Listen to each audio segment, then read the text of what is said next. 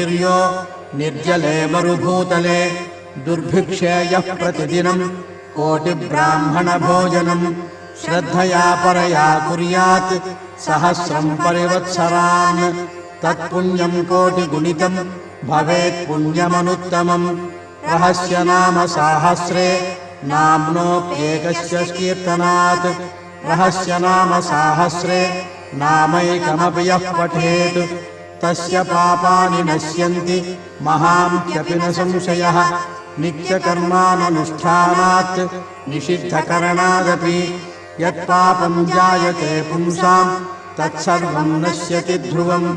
बहुनाकृतिमुक्तेन शृणुत्वं कुम्भसम्भवा